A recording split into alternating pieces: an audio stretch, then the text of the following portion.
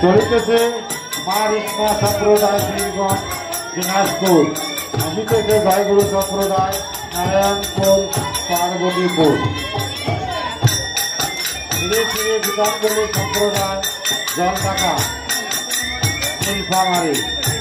যে লীলাটি পরিবেশন করবে তার নাম কৃষ্ণ ভক্ত সুদামা।